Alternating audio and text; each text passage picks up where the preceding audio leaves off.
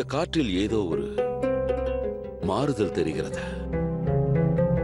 சூழ்நிலையும் மாறுகின்றது. சரித்திரமே மாற துடித்துக் கொண்டிருக்கிறது. அதோடு உங்கள் இருவரின் முகங்களிலும் குதாவின் ஒளி படர்ந்து கொண்டிருக்கிறது.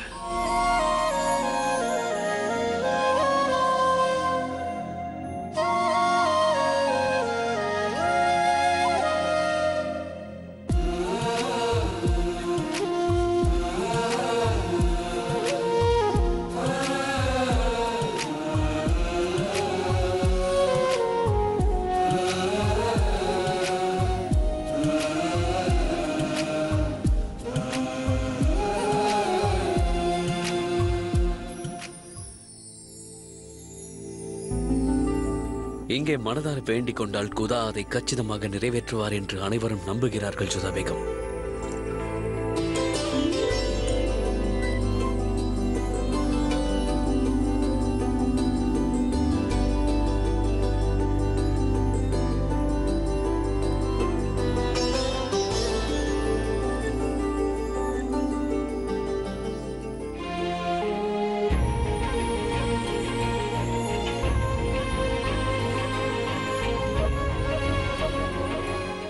யா குதா, ஜோதா பேகத்தோடு தொடரப்பட்ட இந்த உறவு ஒவ்வொரு பாதையிலும் ஒவ்வொரு அடியிலும் அவர் என்னோடு தொடர்ந்து வரும்படி பார்த்துக்கொள் இறைவா. ஈஸ்வரா, ஷெஹன்ஷாவின் விருப்பத்தை நிறைவேற்றி வையுங்கள். என்ன வேண்டிக் கொண்டீர்கள் ஜோதா பேகம்? வேண்டுதலை வெளியில் கூறக்கூடாது என்று தங்களுக்கு நன்றாக தெரியும் அல்லவா? இருப்பினும் ஒவ்வொரு முறையும் கேட்கிறீர்கள். நான் கூற மாட்டேன். சரி, என் வேண்டுதலை நான் கூறினால் தாங்களும் அவ்வாறே கூறுவீர்களா? அதற்கு அவசியமே இல்லை. உங்கள் வேண்டுதல் என்ன என்று எனக்கு தெரியும். என்ன? எப்படி? எப்படி என்றால் ஷெஹன்ஷா அவர்கள் சத்தமாக வேண்டிக் கொண்டதால் அதை எனக்கு கேட்டுவிட்டது. நீங்கள் பொய் கூறுகிறீர்கள். நான் அதை நம்ப மாட்டேன். இல்லை இல்லை, நான் உண்மைதான் கூறுகிறேன். எனக்கு தெரியும் நீங்கள் என்ன வேண்டினீர்கள் என்று. அப்படியா? சரி, அது என்னவென்று கூறுங்கள்.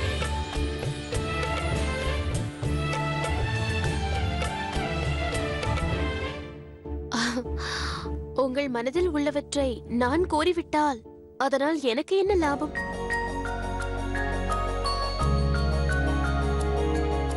என் வேண்டுதல் என்னவென்பது உங்களுக்கு தெரியுமா?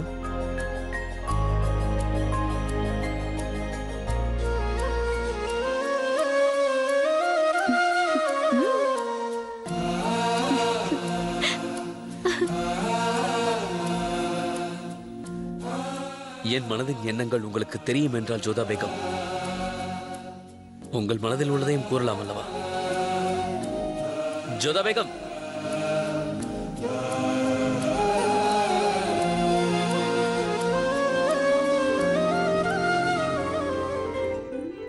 நீங்கள் என்னை அழைத்து வந்ததற்காக நான் உங்களுக்கு கடமைப்பட்டவளாகிறேன். இங்கே வந்தால் தங்களுக்கு என்ன தோன்றுகிறது? இங்கே இருக்கும் நில ஆடம்பரம் உங்களுக்கு பிடிக்காது என்று நினைத்தேன். அவ்வாறு கூறாதீர்கள். எந்த இடத்தில் இறைவனின் அருள் இருக்கிறதோ அந்த இடம் பவித்திரமாகி விடுகிறது. தங்கம், வைரம், வைடூரியத்தில் உங்களுக்கு அமைதி கிடைத்திருந்தால் இந்த யாத்திரைக்கு எதற்காக நீங்கள் வரப்போகிறீர்கள்? நான் மிகவும் பாக்கியசாலி. இவ்வளவு தூரம் வந்து சலீம் ஷேக் பாபாவை நான் தரிசனம் செய்து விட்டேன்.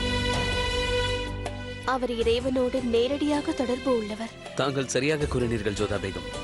அதனால்தான் இங்கே மனதில் நினைப்பவை நேராக இறைவனிடம் செல்கிறது என்று நம்புகிறார்கள். எனக்கு நம்பிக்கை இருக்கிறது. என் பிரார்த்தனையை அந்த குதா நிறைவேற்றுவார் என்று.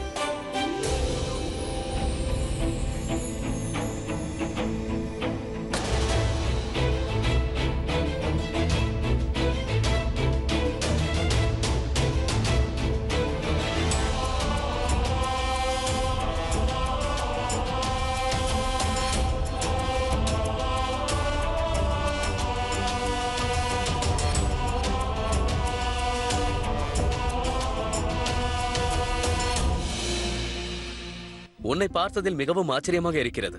நீ என்னோடு வரமாட்டேன் என்று கூறினாய்.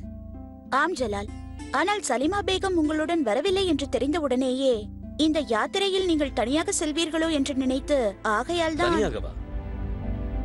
இல்லை, ஜோதா பேகம் என்னோடு வருகிறாள் என்று தெரிந்ததும் நீயும் இங்கே வந்து விட்டாயா? அவளும் வந்தாள் என்று எனக்கு தெரியும். ஆகையால் தான் நான் இங்கு வந்தேன். அதற்காகவா? எனக்கு புரியவில்லை ருக்கையா. உங்களுக்கும் ஜோதாவிற்கும் ஒத்து வராது என்பது அனைவரும் அறிந்த ஒன்று. இதற்கு முன்பு நீங்கள் இருவரும் வந்தபோது ஒரு புலி உங்களை தாக்கியது. ஆகையால் தான் நான் உங்களை தேடி இங்கு வர வேண்டிய அவசியம் ஏற்பட்டு விட்டது.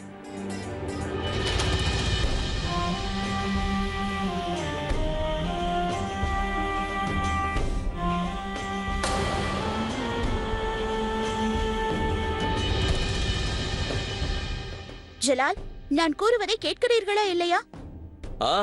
ருக்கையா, நீ கூறுவதை நான் கேட்டுக்கொண்டுதான் இருக்கிறேன். நல்லவேளை நீயும் இங்கே வந்து விட்டாய். அதுவும் ஒரு விதத்தில் நல்லதுதானே. ஆனால் நான் இங்கு வந்ததில் உங்களுக்கு மகிழ்ச்சி இல்லையே? அப்படியெல்லாம் ஒன்றுமில்லை ருக்கையா. நீ இங்கே வந்ததில் எனக்கு மகிழ்ச்சிதான். என் மீது உனக்கு எவ்வளவு அக்கறை இருக்கிறது என்பது எனக்கு தெரியும். ஆனால் உங்கள் மீது உங்களுக்கு அக்கறை இல்லையே. இப்படி சேனைகள் இல்லாமல் எந்தவித பாதுகாப்பும் இல்லாமல் வந்தது நல்லதல்ல. அதுவும் ஒரு சாமானியனின் வேடத்தில். உனக்கு தெரியாது ருக்கையா, ஒரு ஷஹன்ஷாவாக இருந்து என்னால் எந்தெந்த விஷயங்களை தெரிந்து கொள்ள முடியவில்லையோ, புரிந்து கொள்ள முடியவில்லையோ, அவற்றை ஒரு சாதாரண மனிதனாக இப்போது புரிந்து கொண்டேன். இது போன்ற சூழ்நிலையில் நீ திடீரென்று வந்து அனைத்தையும் கெடுத்து விட்டாய். நான் கெடுத்து விட்டேனா?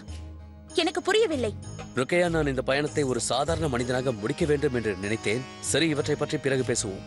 முதலில் நீ சென்று பிரார்த்தனை செய்து கொள். பிறகு நாம் இங்கிருந்து புறப்படுவோம்.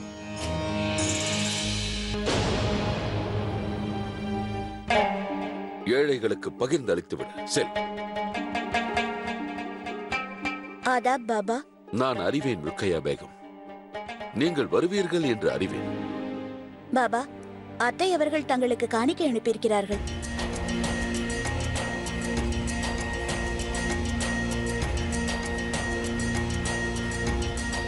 காணிக்கைகளை மேலிருப்பவன் தருகிறான்.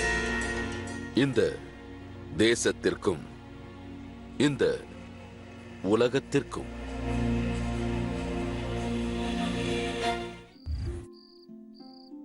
இதெல்லாம் என்ன ருக்கையா?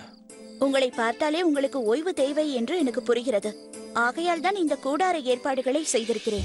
யா அல்லாஹ், இவளுக்கு எதுவும் புரியாது. ருக்கையா பேகம், நான் உன்னிடம் முன்பே கூறினேன், இந்த பயணத்தை நான் ஒரு சாமானியனாக இருந்து முடிக்க விரும்புகிறேன். நீங்கள் நினைப்பதால் நீங்கள் சாமானியனாக ஆக முடியாது. தாங்கள் ஒரு ஷெஹன்ஷா. நீங்கள் ஒரு ஷெஹன்ஷாவாகத்தான் பிரயாணத்தை மேற்கொள்ள வேண்டும். ஒருவேளை உங்களை யாராவது அடையாளம் கண்டுபிடித்து விட்டால் பிறகு தங்களுக்கும் தங்கள் பேகங்களுக்கும் மரியாதை இருக்குமா? பேகங்களைப் போல்தான் நடந்து கொள்ள வேண்டும். நீயும் என்னோட வர வேண்டும் என்று நினைக்கிறாய் அல்லவா? நிச்சயமாக. அப்படி என்றால் நான் விரும்பியது போல்தான் நீயும் பிரயாணம் மேற்கொள்ள வேண்டும். ஒரு சாதாரணமான மனைவியாக நீயும் முயற்சி செய்து பார் ருக்கையா, அது மிகவும் நன்றாக இருக்கும். ஜோதாவின் மகிழ்ச்சியை பார். ஆம், இந்த யாத்திரையில் எனக்கு கிடைத்த ஆனந்தம் இதற்கு முன்பு எந்த யாத்திரையிலும் எனக்கு கிடைக்கவில்லை. நீங்கள் கூறுவது போல் இருக்கலாம். ஆனால் உனக்கும் எனக்கும் நிறைய வித்தியாசம் இருக்கிறது. உன்னை போல் இருக்க முடியாது. எனக்கு என்னுடைய அதிகாரம், ஆடம்பரம் மிக முக்கியம். இருக்கலாம். ஆனால் நாம் இப்போது பேசிக் கொண்டிருப்பது ஜோதா பேகத்தை பற்றி அல்ல ருக்கையா பேகம், என்னை பற்றி. நான் இதை சாமானியனாக முடிக்க விரும்புகிறேன், அவ்வளவுதான். ஷேன்ஷா, நீங்கள் பேசிக் கொண்டிருங்கள், நான் வந்து விடுகிறேன்.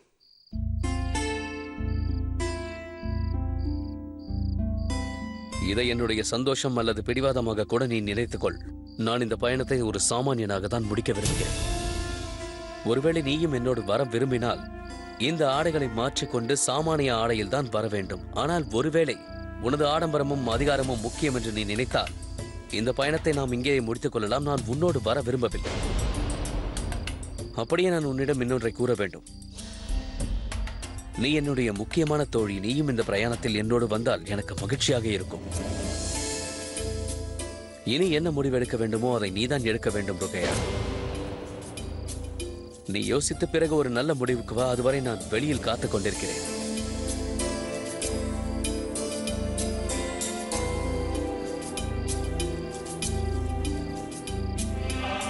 இல்லை ஜலால், உங்களை அந்த ஜோதா பேகத்துடன் நான் தனியாக பிரயாணம் செய்ய அனுமதிக்க மாட்டேன். அதற்காக நான் என்ன வேண்டுமானாலும் செய்ய சித்தமாக இருக்கிறேன். எதை வேண்டுமானாலும் தாங்கிக் கொள்வேன்.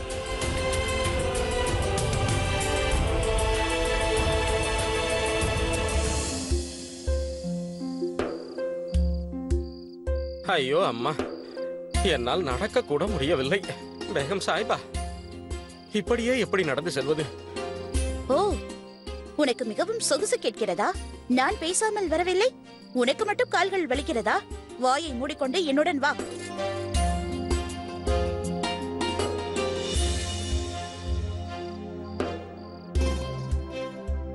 இரவு வெகு நேரம் ஆகிவிட்டது. நாம் இங்கேயே தங்குவதுதான் நல்லது. இரவு பொழுதை கழிக்க இந்த இடம் சரியாக இருக்கும் என்று தோன்றுகிறது.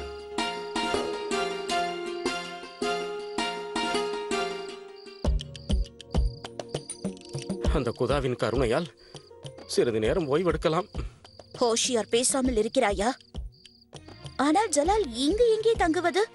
இதை பார்த்தால் இது பாழடைந்த வீடு. நல்லது ஜோதா பேகம், இம்முறையாவது என் மனதில் உள்ளதை நீ புரிந்து கொண்டாயே. தாங்கள் இங்கு தங்க மாட்டீர்கள் அல்லவா? அநியாயமாக இருக்கிறது. முகலாய சாம்ராஜ்யத்தின் முக்கிய ராணி தங்க வேண்டிய இடமா இது? முடியாது. என்னால் ஒரு ராஜபுத்திர வம்சத்து பெண்ணாக ஏழ்மையில் இறைவனை காண முடியாது. என்னால் இங்கு தங்க முடியாது. ஆனால் வேறு வழியில் இருக்கும். மன்னித்து விடுங்கள், நான் மறந்து விட்டேன். இங்கு பேகம் என்று அழைக்க கூடாது என்று ஷெஹன்ஷா கூறினார்.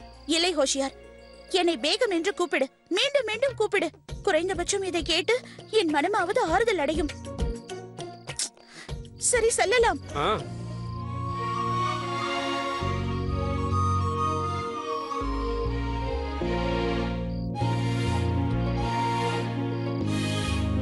நீங்கள் ஏன் இவ்வாறு தரையில் அமர்ந்திருக்கிறீர்கள்? நான் விரிப்பு ஏதாவது எடுத்து வருகிறேன். இல்லை இல்லை, பரவாயில்லை, இருக்கட்டும், விடுங்கள்.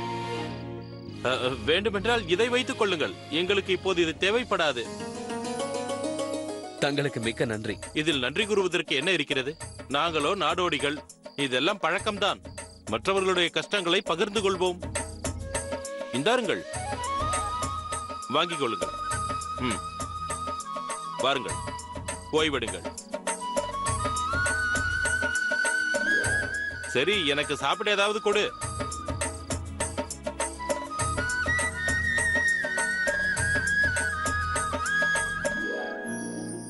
உங்களுக்கு ஏதாவது செய்து தரட்டுமா? இல்லை, பரவாயில்லை ஜோதா பேகம். இப்போது சிறிது நேரத்துக்கு முன்புதானே உண்டேன். ஆம், எனக்கு உங்களை பற்றி நன்றாக தெரியும். நீங்கள் அடிக்கடி ஏதாவது சாப்பிட்டுக் கொண்டே இருப்பீர்கள். என்ன ஜோதா பேகம், ஒரு ஒற்றனை போல் என்னை கண்காணித்துக் கொண்டே இருக்கிறீர்கள் போல இருக்கிறது. அதுவும் நல்லதுதான். நீங்கள் குறைவாகத்தான் சாப்பிடுவீர்கள். அதனால் எனக்கு சமைப்பது எளிதாகி விடுகிறது. இதோ வருகிறேன்.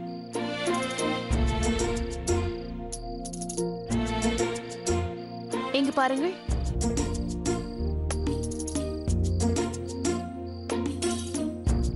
இந்தாருங்கள், இது தங்கம். வைத்துக் கொள்ளுங்கள். அது இன்று இரவு மட்டும் இந்த பொருட்களும் இந்த இடமும் எனக்கு இரவலாக வேண்டும். உங்களுக்கு பிரச்சனை எதுவும் இல்லை என்றால் தாருங்கள்.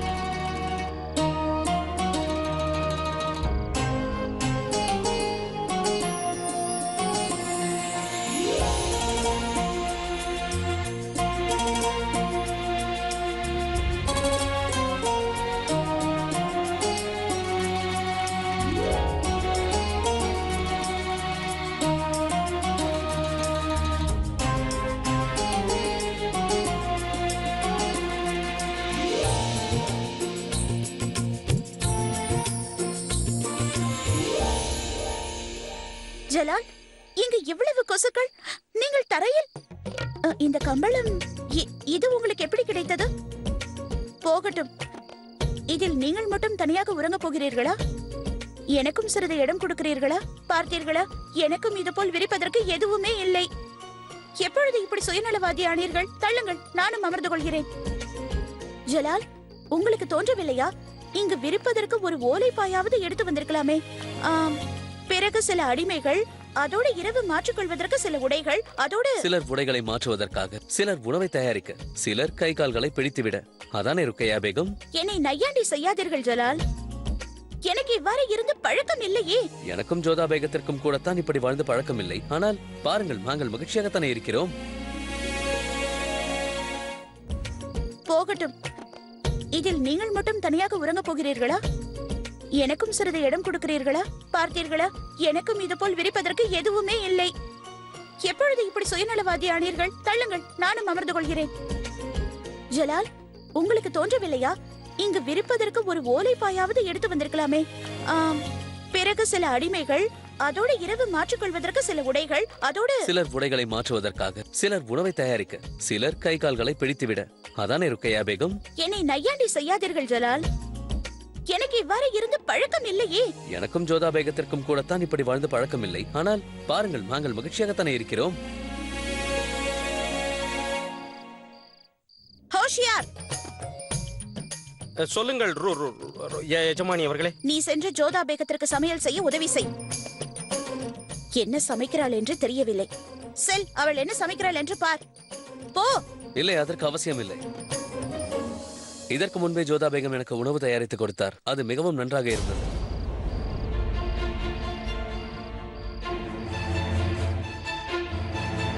சரி, இருக்கட்டும்.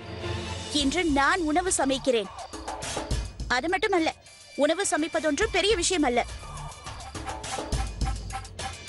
தள்ளி செல் ஹோஷியார். தங்களுக்கு தெரியாத வேலையை ஏன் செய்ய வேண்டும்? எனக்கு தெரியாதது எதுவும் இல்லை ஹோஷியார். நீ அமைதியாக சென்று வேலையை பார்.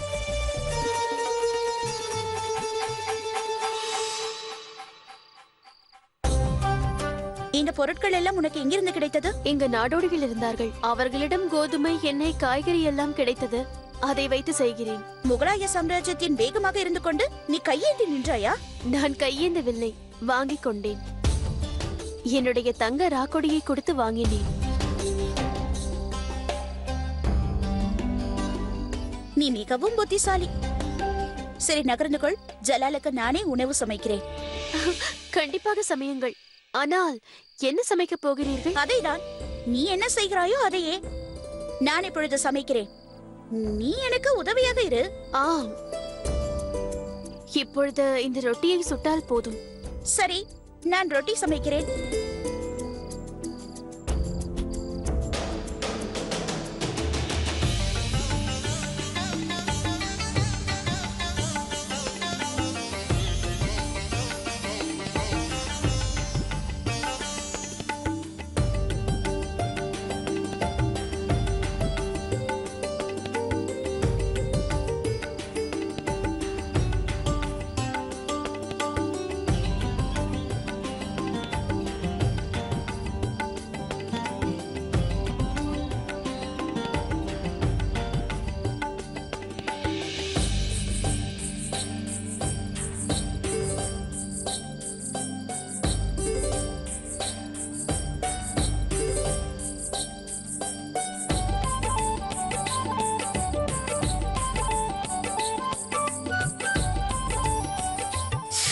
என்னாச்சு? பரவாயில்லை, விடுங்கள். இப்பொழுது சமையல் ஏறக்குறைய முடிந்து விட்டது. இல்லை, நான் எதுவும் செய்யவில்லையே. இதன் நிறத்தை பார்.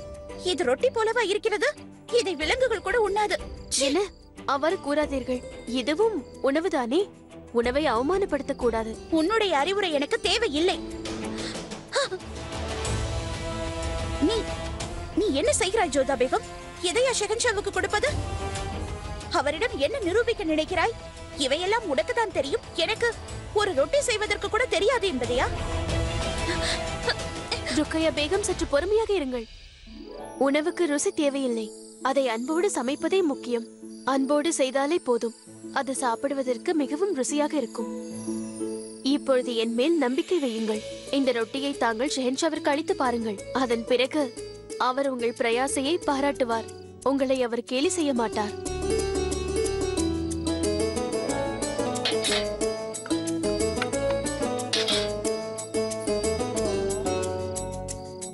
வாருங்கள்.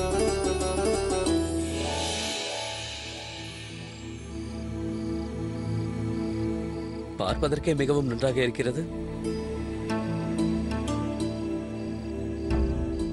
வாருங்கள், அனைவரும் முன்போம். இல்லை ஜலால், முதலில் நீங்கள் பசியாருங்கள்.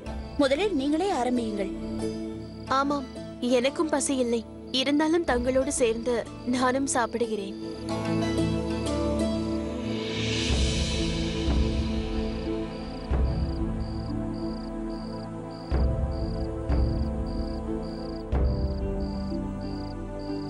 இல்லை ஜலால், அதை சாப்பிடாதீர்கள். அது கருகிவிட்டது. இருப்பினும் நான் அதை சாப்பிடுவேன். ஏன்? ஏனென்றால் இதில் ஒருவரின் காதல் ஒளிந்திருக்கிறது. அது மட்டுமல்ல, இது முழு மனதோடு செய்யப்பட்டிருக்கிறது. இது கெட்டியாகவும் கருகி இருப்பதையும் பார்க்கும்போது இதற்கு பின் இருக்கும் கடின உழைப்பும் அன்பும் காதலும் எனக்கு நன்றாகவே தெரிகிறது. இதை வேண்டாம் என்றால் பிறகு எப்படி பசியாரும்?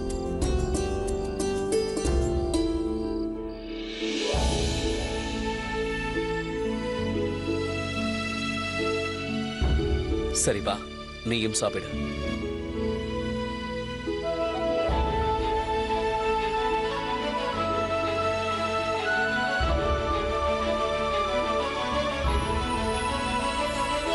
இதையெல்லாம் நீங்கள் ஏன் செய்கிறீர்கள்? நான் செய்கிறேன். இல்லை ஜோதா பேகம், என்னால் இதையெல்லாம் சுயமாக செய்து கொள்ள முடியும். சரி. ஷெஹன்ஷா ஓய்வெடுப்பதற்கு ஒரு சிறு அறை தேவைப்படும் என்று கூட உனக்கு தோன்றவில்லை அல்லவா? ஏதோ நான் என்னுடன் சில சேவகர்களையும் தாசிகளையும் அழைத்து வந்திருந்தேன். ஆகையால் தான் என்னால் இந்த கூடாரத்தை அமைக்க முடிந்தது. உனக்கு குளிர்ந்த காற்று என்றால் பிடிக்கும் அல்லவா? ஆகையால் தான் நீ உறங்குவதற்கு வெளியிலேயே ஏற்பாடு செய்ய சொல்லியிருக்கிறேன். எனக்கு தெரிந்த வரையில் ஒரே அறையில் ஷெஹன்ஷாவுடன் நீ இரவை கழிக்க மாட்டாய் அல்லவா? ஹோஷியார் உனக்கு உதவி செய்வார். அதற்கு எந்த அவசியமும் இல்லை.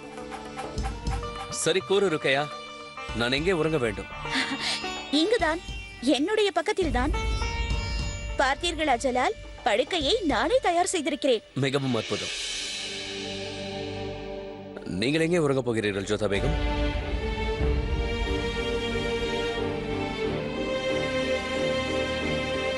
எனக்கு வெளியில் குளிர்ந்த காற்றில் படுப்பது பிடிக்கும்.